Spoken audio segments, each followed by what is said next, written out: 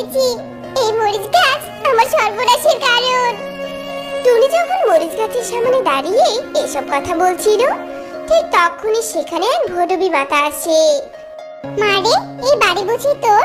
একটু জল খেতে দে না আমাকে, তেষ্টাতে বড্ড কষ্ট পাচ্ছি। দে মা আমাকে একটু জল খেতে। ভৈরবীর মাতা টুনিকে এসব কথা বলতে বলতে হঠাৎ করে টুনি সেই মরিচ গাছের দিকে চোখ দেয় আর একদম আটকে ওঠে। একি একি, এই মরিচের গাছ তোর বাড়িতে? তুই জানিস না এটা একটা দুষ্ট তান্ত্রিকের তন্ত্রমন্ত্র বলে বানানো মরিচ গাছ?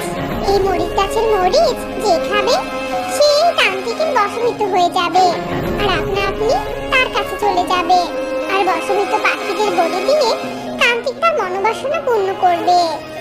তার মানে আমি যা সন্দেহ করেছি ঠিক তাই? এবার কি হবে? আমার মেয়ে আর স্বামী কি ওই তান্ত্রিকের হাতে মরে গিয়েছে। এবার আমি কি করব? কিভাবে আমার স্বামী আর মেয়েকে ফিরিয়ে আনবো?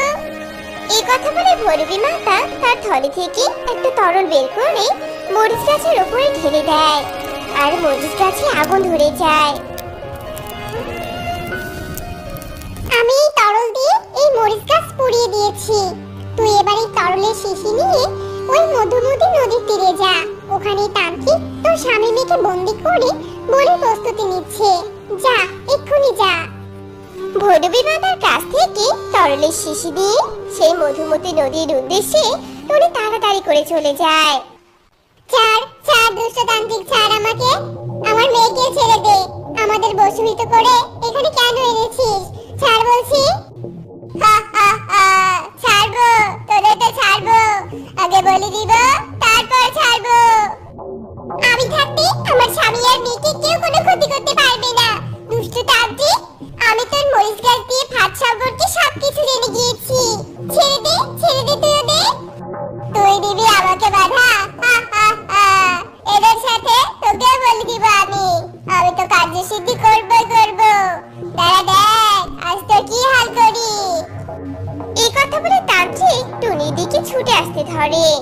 তখনই টুনি ভৈরবী মাতার দেওয়া তরল শিশি থেকে তরল ছুঁড়ে মারে তান্ত্রিকের দিকে, আর সাথে সাথে তান্ত্রিকের শরীরে আগুন ধরে যায়।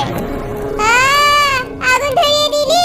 তুই আমার শরীরে কেন আগুন ধরিয়ে দিলি? বাঁচাও, কে কোথায় আছো? পুড়ে গেলাম, জ্বলে গেলাম। এভাবে চিৎকার করতে করতে তান্ত্রিক পুড়ে ছাই হয়ে যায়। আর টুনি তাড়াতাড়ি টোনা টিংটিংয়ের বাঁধন খুলে দিয়ে ওদের মুক্ত করে দেয়।